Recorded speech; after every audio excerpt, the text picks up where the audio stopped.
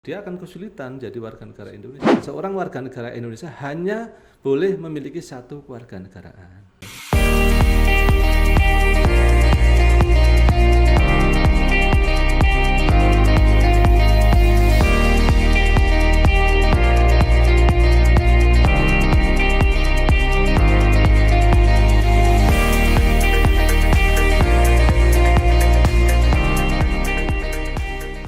Pak Dr. Baroto, Direktur Tata Negara.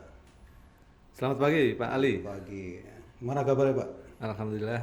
Di tengah-tengah kesibukan Pak Baroto nih saya culik untuk diskusi pagi ini gitu. Karena banyak nih Pak yang menanyakan kepada kami terkait dengan kewarganegaraan gitu. Oke Pak Ali, terima kasih sebenarnya. Saya harus terima kasih diundang di channel ini. Mudah-mudahan diskusi ini nanti kita bisa sama-sama share Ya. tentang kewarganegaraan khususnya. Karena banyak memang teman-teman yang menanyakan tentang kewarganegaraan. Mungkin karena waktu nanti kita bagi per part ya, per bagian gitu. Nah, sekarang Oke. mungkin fokus kita kewarganegaraan dulu nih Pak. Apa sih kewarganegaraan pemahamannya gitu? Oke, jadi mungkin ketika kita bicara isu kewarganegaraan itu kan parameternya warga negara, kan gitu.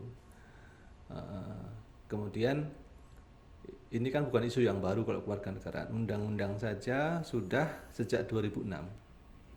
Udah lumayan lama nih Pak Ses. Undang-undang yang Pak Ali. pengganti 58 ya. Undang-undang 12 2006. Nah, mungkin lebih menariknya apa yang baru di undang-undang ini kan ini yang masyarakat harus tahu lah, karena sebenarnya undang-undang ini revolusioner banget ini.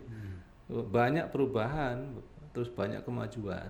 Saya contohkan begini, kalau dulu itu ketika anak yang lahir di luar negeri, taruhlah di negara Amerika misalnya, dia akan kesulitan jadi warga negara Indonesia pada kasus-kasus tertentu. Misalnya ayahnya itu orang Amerika misalnya, apalagi dia lahir di Amerika.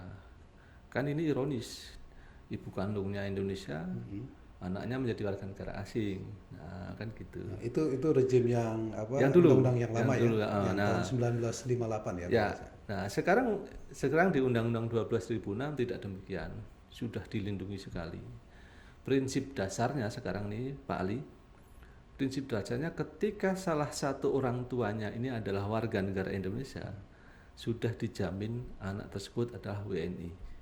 Nah, ini kan terkait dengan sebenarnya ada beberapa asas yang ada di undang-undang tersebut. Dia sangat mengedepankan asas hak asasi manusia. Kemudian juga dia undang-undang ini sangat mengedepankan asas perlindungan maksimum. Jadi benar-benar warga negara Indonesia ini diakui, dilindungi status warga negaranya. Nah, ini yang luar biasa, makanya kemudian disebut undang-undang yang cukup revolusioner untuk undang-undang kewarganegaraan. Jadi poinnya juga di tengah sekarang ini ibaratnya batas negara semakin tipis kan, orang sudah borderless lah. Nah, terus orang sudah sangat lazim kita ini menikah dengan warga negara asing. Demikian sebaliknya juga kan. Apalagi gitu. Sekarang banyak teman-teman atau anak-anak kita sekolah di luar negeri gitu ya. Kenalan, nikah dan punya keturunan bahkan di sana gitu ya. Betul. Jadi sudah sangat terbuka kemungkinan pernikahan antara warga negara tersebut. Nah, kemudian ini berefek ke anak-anaknya bagaimana. Nah, ini sudah diatur dengan sangat baik di Undang-Undang 12 2006. Ini yang tidak ada di undang-undang sebelumnya. Sudah dilindungi sekali. Nah, itu yang menjadi poin sebenarnya. Yang di undang-undang yang baru, yang revolusioner inilah, yang apa, banyak hal-hal yang terkait dengan kewarganegaraan itu banyak berubah ya dibanding undang-undang yang lama. Iya, itu. Nah, tertarik nih saya pada revolusionernya Undang-Undang 16 2006 ya. Undang 12 2006. 12 sorry, mohon maaf. Saya baca di situ terkait khususnya nih perkawinan campur Pak. Direktur. Nah, apa nih perkawinan campur pemahamannya di undang-undang yang 12 2006 ini apa tuh? Bicara perkawinan kalau dalam konteks yang kita diskusi saat ini ya, Iya. karena kita bicara kewarganegaraan, kalau kita bicara perkawinan campur itu perkawinan antara dua orang yang warga negara kewarganegaraannya berbeda. Berbeda. Nah, jadi parameternya seperti itu. Jadi sama ya dengan undang-undang perkawinan juga di situ kan ada perkawinan campur, pemahamannya ya dua orang, salah satunya warga negara kita dan satu orang lagi warga negara memiliki warga negara lain ya, Ya. selain Indonesia gitu. Ya, Oke. jadi parameternya adalah kewarganegaraan yang berbeda. Nah, ini yang menjadi stressing di undang-undang ini adalah perlindungan terhadap anak-anaknya ini. Nah, ini yang mungkin masyarakat harus paham, mengerti, sehingga mereka memandang perkawinan campur itu sebagai sebuah hal yang lazim, yang kita juga harus siap dengan seperti itu, karena undang-undang negara melindungi. Nah, jadi perkawinan campur koridornya seperti itu, Pak. Jadi kalau dalam koridor kewarganegaraan. Jadi negara tetap melindungi perkawinan campur tadi Ya, kan gitu ya, dalam koridor keluarga. Nah, tentunya ada banyak konsekuensi ya dari adanya perkawinan campur itu, terutama nanti ketika pasangan yang bersangkutan memiliki buah hati atau anak. Ya. Nah, itu permasalahan yang timbul setelah mereka mempunyai anak biasanya apa tuh, Pak? Oke. Biasanya mungkin saya udah singgung di awal tadi, itu masalah bagaimana status kewarganegaraan anak-anaknya ini. Nah, ini yang jadi kekhawatiran, yang dulu menjadi problem utama ini. Tadi saya contohkan kalau orang lahir di Amerika, tiba-tiba kemudian dia kehilangan haknya menjadi WNI hanya karena lahir di misalnya Amerika Serikat, seperti atau negara-negara kita sebutnya usually, negara yang berdasarkan tempat kelahiran. Nah, kalau yang sekarang ini tidak demikian. Nah, konsekuensinya tadi bahwa di Undang-Undang 12 2006 anak perkawinan campur itu diatur dengan sangat baik. Diatur dengan sangat baik. Intinya kalau salah satu orang tuanya ini adalah warga negara Indonesia, sudah pasti dia punya hak menjadi WNI. Nah, WNI-nya enggak, pokoknya lahir dimanapun dia, kalau salah satu orang tuanya, dia pasti WNI. Enggak hilang ya langsung. Enggak. Nah, bagaimana dengan kemudian dia ternyata misalnya lahir di negara iusoli, negara yang langsung memberikan karena tempat kelahiran. Otomatis anak tersebut menjadi dui kewarganegaraan. Dia boleh. Nah, inilah Pak Ali. Inilah yang kita kenal dengan anak berkewarganegaraan ganda. Nah, cuman kewarganegaraan gandanya ini adalah ganda terbatas. Nah, pemahaman terbatasnya itu di mana, Pak? Nah, begini. Intinya undang-undang kewarganegaraan di Indonesia, asas kewarganegaraan di Indonesia itu menganut asas kewarganegaraan tunggal. Jadi seorang warga negara Indonesia hanya boleh memiliki satu kewarganegaraan. Nah, tetapi pada kondisi tertentu yang tadi saya sampaikan, untuk anak-anak yang berkewarganegaraan ganda, kan semangatnya undang-undang kan perlindungan ya. Jadi anak-anak yang belum dewasa, yang belum bisa memilih gitu, terus ya dia diberi hak. Tetapi pada waktu-waktu tertentu sesuai ketentuan undang-undang, setelah usia 18 tahun atau sudah kawin, dia harus memilih salah satu. Apakah dia menjadi WNI atau asing. Mungkin sedikit nih Pak Ali, saya agak sedikit, ini ada dua kategori soalnya. Ya, okay. Anak yang berkewarganegaraan ganda ini. Jadi undang-undang itu mulai berlaku Agustus 2006. Oke, Agustus 2006. Nah, bagi anak-anak perkawinan campur yang lahir sebelum 2006, yang saat itu belum berusia 18 tahun, dia untuk mendapatkan status kewarganegaraan Indonesianya dia harus mempunyai SK. Jadi sebelum 2006 harus memohon. Kalau nggak memohon dia nggak punya hak untuk menjadi WNI, otomatis dia bisa menjadi asing. Artinya begini, dengan memiliki SK kita sebutnya 41 Pak Ali, karena pasalnya, nah itu bahasa populer, tapi kawan-kawan pemerhati kewarganegaraan sudah sangat hafal ini. dengan mempunyai SK 41 anak tersebut yang lahir sebelum 2006 dia bisa tetap memiliki kewarganegaraan Indonesia sekaligus warga negara asingnya. Berarti tetap ganda. Tetap ganda. Nah, ini ganda. Nah, itu satu. Yang kedua, anak-anak yang lahir setelah 2006. Setelah undang-undang ya. Nah, otomatis kalau setelah 2006 anak tersebut mempunyai hak untuk mempunyai dui kewarganegaraan. Tidak, tanpa melakukan apapun udah otomatis. Hanya mungkin administrasi, mungkin kalau di imigrasi dia punya istilahnya affidavit kan gitu kan, karena kalau untuk anak yang berkewarganegaraan ganda tadi di paspornya ada tanda tertentu yang kita sebut affidavit itu. Nah, jadi kalau orang melihat paspor ada affidavitnya berarti oh ini anak hasil perkawinan campur, anak berkewarganegaraan ganda. Nah, catatannya apa? Undang-undang setelah 18 tahun atau sudah kawin, mana yang duluan nih Pak Ali? Setelah 18 tahun atau sudah kawin, anak tersebut harus memilih salah satu. Jadi yang lahir sebelum Undang-Undang 2006 dan yang setelah 2006 tadi, setelah yang bersangkutan anak tersebut itu berusia 18 tahun atau sudah kawin, dia harus milih salah satu. Ini kalau pasalnya di pasal 6 nih. Nah, Undang-Undang mengatur lagi kapan dia harus memilih, 18 tahun atau sudah kawin, diberi waktu 3 tahun. 3 tahun setelah Agustus tadi? Bukan, 3 tahun setelah 18 tahun atau sudah kawin. Itu boleh memilih 3 tahun. Jadi sederhananya setelah 21 tahun maksimal. Oh ya, mungkin saya agak ke belakang sedikit. Yang 41, pasal 41 tadi Pak. Nah, pasal 41 tadi kan anak yang lahir sebelum 2006 boleh atau dapat menjadi warga negara Indonesia dengan memohon pasal 41. Nah, ini juga dibatasi. Jadi selama 4 tahun itu dibuka permohonan itu. Jadi maksimal 2010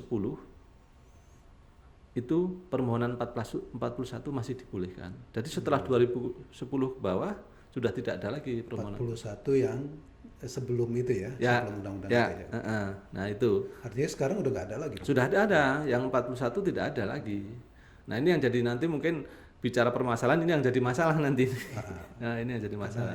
Yang tidak mengurus nah itu bagaimana kan itu yang jadi persoalan. Itu ya jadi kira-kira itu. Jadi kata kuncinya anak berkewarganegaraan ganda, anak hasil perkawinan campur ini sekarang menjadi anak berkewarganegaraan ganda. Nah, anak berkewarganegaraan ganda setelah 18 tahun atau sudah kawin, dia harus pilih salah satu. Diberi waktu selama 3 tahun. Ini yang bicara yang setelah pasal 41 setelah ada undang-undang. Yang sebelumnya pun setelah dia punya 41 harus setelah 18 tahun harus milih. Milih juga ya. Milih juga. Tapi kan ini udah nggak ada nih. Karena udah waktunya kan 21 2010 ya. Nah, yang sekarang yang setelah undang-undang berarti dia juga mekanismenya sama kan? Sama. Dia harus memilih setelah dia 18 tahun atau sudah kawin. Ya. Nah, mekanismenya untuk mengajukan bagaimana tuh Pak Dir? Oke. Jadi layanan ini semua karena ini menjadi salah satu layanan yang saya kira strategis juga di Kementerian Hukum dan HAM. Sekarang sudah bisa online Pak Ali. Oh gitu. Jadi data-data sudah diinput. Nah, aplikasinya namanya aplikasi Saki. Nah itu bisa diakses melalui internet. Bisa. Namanya aplikasi Saki. Jadi mungkin di ahu.go. Oke. Ahu itu nanti di situ nanti akan muncul beberapa layanan. Nah termasuk di Saki. Di situ nanti. Pertanyaannya Pak Dir, sebelum lanjut nih. Ya.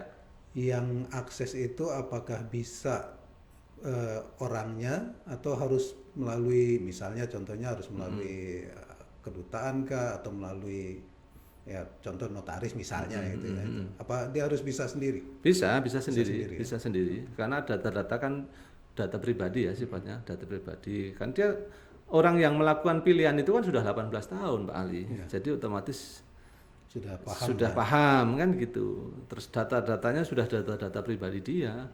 misalnya KTP taruhlah atau paspornya dia juga kan gitu. Latar belakang 18 tahun mungkin bisa dikemukakan Pak. Kenapa 18 tahun? Nah, ini yang saya baca sih ya, ini kan sebenarnya pertimbangan tingkat kedewasaan seseorang. Kedewasaan. Waktu itu ya, ini yang jadi meskipun dewasa ini menurut undang-undang perkawinan juga kadang ada yang berbeda juga. Nah, parameternya waktu itu seperti itu. Jadi usia 18 tahun diyakini untuk dewasa sehingga ketika aspek kewarganegaraan itu sudah cukup lah. Itu meskipun ini sangat mungkin terbuka kemungkinan misalnya di undang-undang yang berikutnya dievaluasi lah sesuai dengan perkembangan, sangat mungkin kalau menurut saya nih ya usia ini karena sesuai perkembangan kan gitu. Artinya secara hukum dia cakap ya. Nah, oke. Nah, itu. Jadi itu. Nah, seterusnya setelah dia mengakses yang tadi Sake ya. Sake, namanya Sake. Aplikasi Sake itu kemudian apa yang harus dilakukan? Jadi setelah dia akses Sake, nanti kan kita konfirmasi di situ dia punya akun, dia harus bayar juga PNBP, bayar juga ini resmi, biayanya resmi juga. Nah, setelah semua selesai, kirim fisiknya akan kita verifikasi juga, kita cocokkan lah. Dikirim ke Ditjen AHU ya? Ya, Ditjen AHU. Nah, setelah itu nanti kita keluarkan surat keputusan bahwa ini sebagai anak yang kalau yang milih ya, dia pilihannya menjadi WNI atau asing, kan gitu. Nah, ketika dia sudah mendapatkan SK tersebut, harus ada tindak lanjut juga Pak Ali. Karena Indonesia ini begitu memberikan pelindungan terhadap warga negara seseorang. Tidak serta-merta juga misalnya dia milih WNI, terus kemudian dia kan masih mungkin pegang paspor asingnya, atau demikian juga kalau dia pilih asing, dia kan masih pegang paspor Indonesianya. Nah, proses dinyatakan dia secara hukum lah, itu dia menjadi WNI, ya dia setelah mendapatkan paspor Indonesia, setelah dia menyerahkan paspor asingnya tersebut. Demikian juga kalau dia menyerahkan kalau kita melalui imigrasi. Melalui imigrasi. Artinya paspor asingnya itu diserahkan ke Direktorat Jenderal Imigrasi untuk setelah tadi ya, setelah mendapat SK ya. Ya. Jadi dokumen-dokumen asingnya disampaikan seperti itu. Nah, kemudian tadi di aplikasi Sake itu di situ udah lengkap ya syarat-syarat yang harus diajukan segala macam ya Pak. Sangat detail, sangat lengkap sekali. Sebenarnya sifatnya administratif. Jadi persyaratan yang untuk usia 18 tahun sudah pasti punya lah. Kalau memang dia berproses tidak ada jadi masalah lah sebagai warga negara pasti punya. Dan keterangannya juga ada di situ ya. Ada. Supaya mereka juga bisa di guideline ya untuk penulisan formnya di situ dan lain sebagainya gitu. Iya. Nah, ini prosesnya mau memakan waktu berapa lama, Pak? Dari mulai mereka misalnya gitu apply untuk kewarganegaraan tadi kan di Sake sampai dia mendapatkan SK lah, itu berapa lama kira-kira? Ini sebenarnya sudah ada semacam ketika di Permen dan lain sebagainya sudah ada batasan waktu. Misalnya ya, ini kan kita ini kalau di Kementerian Hukum dan HAM ini sekarang memberikan pelayanan yang terbaik lah, BPK dan lain sebagainya, sehingga terjemahan dari keinginan batas waktu itu diterjemahkan di regulasi di Permen dan apa itu. Jadi semua ini biasanya sudah ada batas waktu, misalnya setelah diterima permohonan 14 hari harus segera disampaikan, terus segera dikirim dan lain sebagainya. Nah, relatif tidak lama, sangat tidak lama kalau ini. Artinya kepastian hukumnya juga jelas. Sudah sangat jelas dan ini bisa dipantau Pak Ali, yang keterbukaan kita ini bisa dipantau. Oh, sudah sampai mana? Sudah sampai. Nah, ini kelebihan dari kita menggunakan secara online. Dan itu selama pemantauan, selama menunggu itu mereka juga bisa komunikasi kan ya, artinya bisa menanyakan statusnya dan lain sebagainya juga ya. Oh iya, sangat bisa. Ya, pengalaman sampai sejauh ini hampir tidak pernah ada komplain terkait dengan waktu. Kalau bicara waktu ya. Karena memang mereka sangat dimudahkan, dimanapun bisa akses, terus kemudian di situ ada hotline-nya lah mungkin ya, yang bisa dihubungi, terus kemudian tinggal mengirimkan dokumen fisiknya. Nanti akan diinfokan secara jelas. Nah, ini kasus nih Pak. Ya. Barangkali belum pernah terjadi, tapi ini pertanyaan saja. Misalkan dia itu apply lah, si anak itu apply untuk warga negara Indonesia. Pernah nggak terjadi kemudian ada keluarganya yang warga negara asing tadi tidak setuju misalnya? Pernah terjadi seperti itu? Ada seperti itu, tapi biasanya keluarganya ini kan ya paham dengan undang-undang juga, kan gitu loh.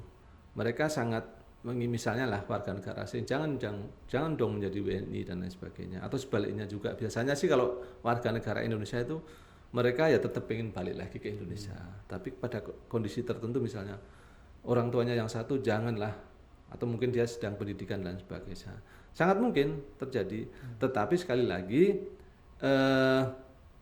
ini menjadi tidak terlalu, istilahnya tidak menjadi persoalan yang pelik lah, yang karena memang dia sudah dewasa kan, dan dia sudah pada dasarnya pemerintah Indonesia, dalam hal ini negara Indonesia, sudah memberikan kemudahan. Itu kan tergantung kepada mereka pilihan ya kan. Betul. Itu. Nah, kalau dalam praktek selama ini kebanyakan Pak, itu yang anak-anak kita yang berkeluarga negaraan ganda terbatas tadi gitu ya, itu biasa dari negara-negara mana tuh yang paling ya taruhlah 3 besarnya itu mana tuh? Ya, yang paling banyak ya keluarga negaraan ganda ya. Keluarga negaraan ganda sih ya mungkin Amerika cukup menonjol juga. Banyak ya. Amerika karena mungkin jadi destinasi ya Amerika ini kan, orang hidup di sana, belajar di sana gitu loh. Nikah di sana. Terus kemudian juga wilayah yang sekeliling-sekeliling kita, misalnya Malaysia, Singapura gitu. Ini yang karena mungkin migran kan, mereka hidup di sana, dan apalagi sekarang ini sudah ada itu tadi kemudahan-kemudahan, kan bebas visa ya. Sehingga sepertinya saya melihat ini fenomena yang saya merasa juga hal yang baru juga ya. Misalnya anaknya ini kemudian saudaranya atau apa, dia berkeluarga negaraan Malaysia, Singapura, itu sudah kayaknya biasa gitu loh. Bisa biasa kan, karena bukan karena lintas negara. Nah, iya. Dan saya menangkap ada beberapa hal yang rasional juga ya. Misalnya begini, ada yang sedang studi kan gitu loh. Terus mereka punya pemikiran, toh kalau kita mau menengok orang tua, atau toh mereka mau ke saudara-saudaranya dengan sangat mudah. Nah, sekarang transportasi udara udah murah. Nah, transportasi murah, udah tidak ada visa kan, bebas visa kan. Nah, ini yang saya kira ini tantangan juga nih Pak Ali. Ini tantangan juga. Nah, tadi kan dari awal kita bicara terkait anak perkawinan campur gitu ya, yang tadi bahwa salah satu orang tuanya warga negara Indonesia, kemudian orang tua yang satu lagi warga negara asing gitu. Nah, tertarik tadi disebutkan negara Amerika sebagai salah satu yang besar juga yang mempunyai warga negaraan ganda terbatas anak-anak kita gitu ya. Ini di luar konteks itu Pak. Kalau Amerika kan menganut sistem kalau lahir di sana dikasih keluarga negaraan sana. Gitu. Nah, bagaimana? Apakah sama penanganannya dengan orang kita? Artinya dua-duanya orang tuanya warga negara Indonesia, cuma anaknya lahir di sana. Penanganannya sama nggak? Penanganan apa nih Pak Ali? Status keluarga negaraannya. Karena kan ketika lahir di sana si anak diberikan juga kan warga negara sana kan Amerika. Nah, itu kan dia juga ganda juga. Oh, sama. Kalau sama penanganannya hanya sama. Dan harus melalui yang tadi pasal 41 tadi. Kalau yang lahir sebelum 2006. Iya. Tetap harus. Yang setelah 2006? Enggak, sudah otomatis dia enggak perlu proses apa-apa. Hanya setelah 18 tahun dia harus milih. Iya, artinya sama juga, baik orang tuanya itu beda keluarga negaraan maupun sama-sama Indonesia tetapi dia lahir di Amerika misalnya. Sama. Tetap diperlakukan dia menjadi dui keluarga negaraan ganda tadi. Prosesnya sama gitu ya. Gitu. Jadi nggak beda ya? Enggak, Oke. Jadi enggak. mau perkawinan campur ataupun perkawinan tidak campur, tetapi asal anak itu berkeluarga negara ganda karena memang pada saat lahir dia di negaranya itu memberikan Ya, status keluarga ya, negaraan sana, ya. berarti tetap harus melalui proses yang Kalau 18 tahun milih. 18 tahun dia harus milih seperti itu ya. Jadi misalnya begini, eh, bicara kewarganegaraan itu kan ini enggak satu instansi saja nih Pak Ali, berkaitan dengan imigrasi, terus ada aspek kependudukannya. Karena ini undang-undang, instansi ini kan sudah sangat paham juga dengan hal itu. Jadi kalau dia akan melihat nih, oh anak ini lahir di luar negeri, taruhlah di negara Yosoli di Amerika, lahir tahun berapa, dia akan ngecek begitu. Nah, kalau dia lahir masuk anak berkewarganegaraan ganda, nah pasti akan ditanyakan seperti itu. Pasti akan ditanyakan. Selain itu sebenarnya di paspornya ini ada affidavit. Oh iya, Di yang tanda tadi ya. tanda tadi di imigrasi pasti kalau anak ini lahir berkewarganegaraan ganda dia mengajukan paspor, biasanya mereka meskipun ya ini sebenarnya opsi, tapi yang layanan yang kami sering terima itu ada permohonan dari warga minta bahwa dinyatakan yang bersangkutan ini anak berkewarganegaraan ganda. Tetapi ada juga yang kalau memang imigrasi itu sudah yakin bahwa dia ini anak berkewarganegaraan ganda lahir setelah 2006, ya nanti akan di situ ada layanan pemberian affidavit itu. Jadi sudah bisa dicek nih kan gitu. Oh, gitu. Nah, ini sebenarnya ya bagus banget lah sebenarnya. Nah, memang menarik nih kalau kita kaji terus mengenai kewarganegaraan ini banyak luas, ya. Banyak sekali. Cuma tadi Pak terkait dengan masyarakat juga nih perlu tahu nih. Ya. Kedepannya kebijakan-kebijakan apa sih yang akan kita pikirkan ke depan terkait dengan kewarganegaraan dan lain sebagainya yang perlu disampaikan juga. Ini kan semacam forum ilmu ya untuk informasi juga. Jadi mungkin kalau bicara kebijakan kita akan berpijak dari fakta yang ada.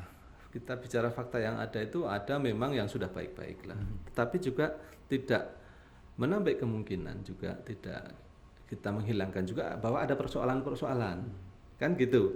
Jadi mungkin saya berangkat dari yang persoalan. Sekarang ini masih menyisakan beberapa persoalan dan ini akan menentukan strategi kami ke depan kan, strategi bagaimana penataan kewarganegaraan itu. Nah kan gitu. Mungkin saya bicara permasalahan nih Pak Ali. Saya kalau ini konteksnya permasalahan anak berkewarganegaraan ganda, nah mungkin pertama begini. Sekarang ini masih banyak kami temuin anak-anak yang tidak mendaftar 41. Oh, betul. Nah, padahal sebelum itu ya. Iya, 2010 ini kami data sampai sejauh ini masih ada yang mereka ya mengajukan Pak ini bagaimana? Kami tidak tahu. Tidak tahu, terus tiba-tiba saya dinyatakan asing kan ini. Nah, ini kan menjadi berbalik nih dengan semangat Undang-Undang 12.006 itu, jadi tidak mendaftar. Yang kedua juga yang jadi persoalan sekarang ini kan dari anak-anak yang berkewarganegaraan ganda tadi ini sudah mulai banyak nih yang saatnya sudah harus milih. Nah, mereka tidak melakukan pilihan Pak Ali. Ada macam-macam alasan juga yang reasonable lah menurut saya, kadang-kadang bisa diterima juga. Misalnya ya, tidak tahu tadi. Tidak tahu.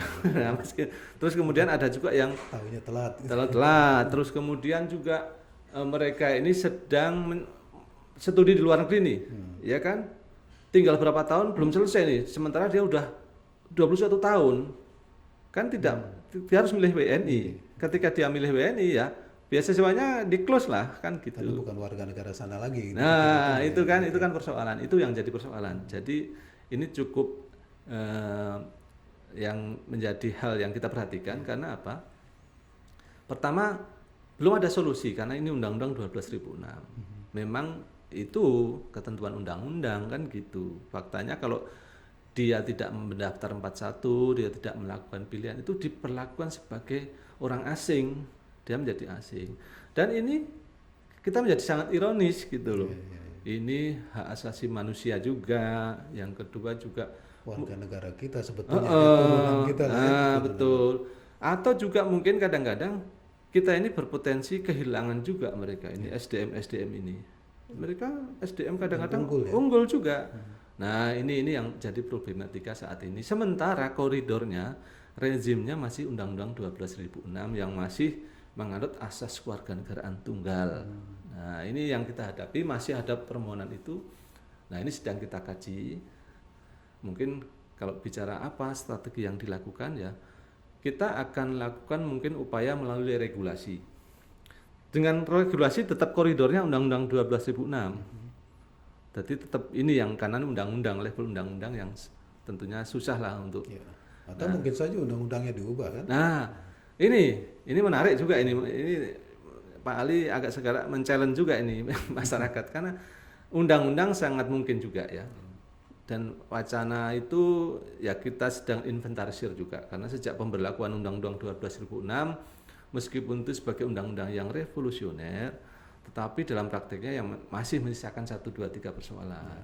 Dan ini ya bukan tidak mungkin juga dirubah.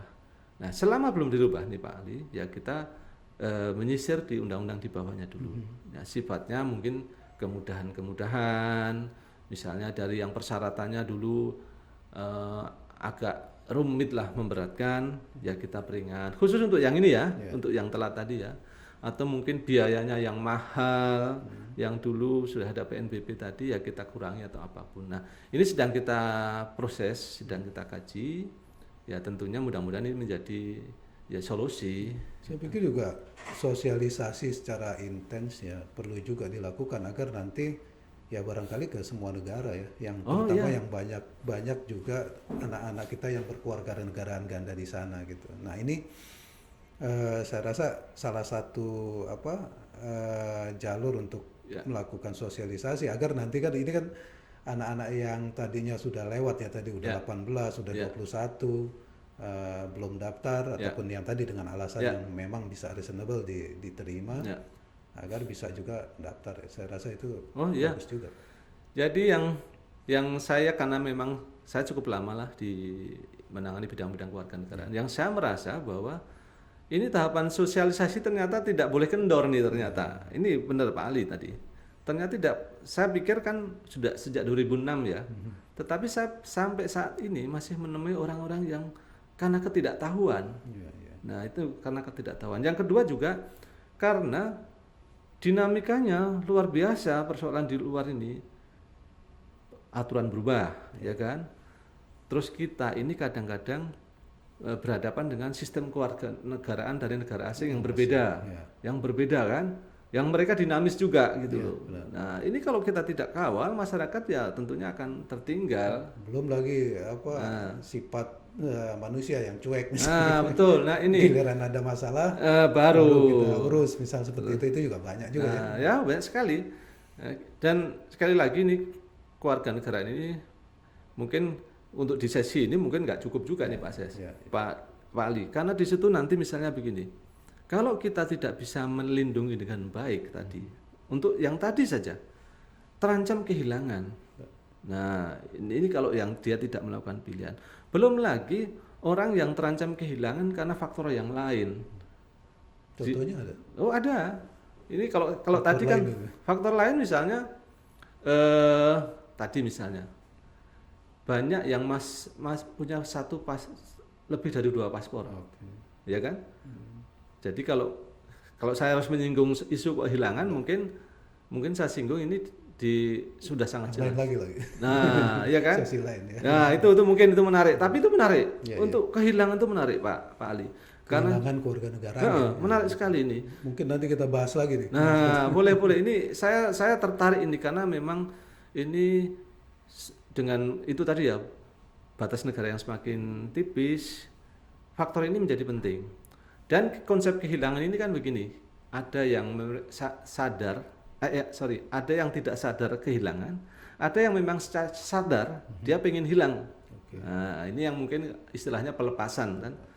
Jadi dia pengen menjadi warga negara asing dan lain sebagainya. Belum lagi kalau isu-isu belum lagi misalnya yang kemarin kan ada isu-isu di ISIS di Suriah dan lain sebagainya, itu ternyata jumlahnya nggak kecil, banyak juga. Jumlahnya ribuan mungkin ini compact. ada banyak yang terancam kehilangan kewarganegaraannya. Belum Dilema juga warga negara kita, betul. kemudian mungkin mereka juga mungkin gitu Ya, tidak tahu gitu betul. ya, atau ikut-ikutan dan lain sebagainya lah ya gitu. Ya. Padahal status kewarganegaraan seseorang ini yang menentukan juga jangkauan negara. Artinya begini, hak dan kewajiban negara ada di situ. Kalau dia tetap WNI, negara punya kewajiban kan melindungi. Nah, ini yang menjadi kompleks. Jadi kalau kewarganegaraan ternyata ya dinamis dan kompleks nih persoalan kewarganegaraan ini. Tidak bisa dilihat dari satu sudut pandang saja ya, betul. tapi banyak lagi yang mempengaruhi gitu. Baik, sangat menarik Pak Direktur gitu. Terima kasih nih, banyak informasi yang sudah disampaikan gitu. Mudah-mudahan nanti kita di sesi-sesi podcast berikutnya kita bahas lagi terkait dengan itu. Makasih Pak. Siap.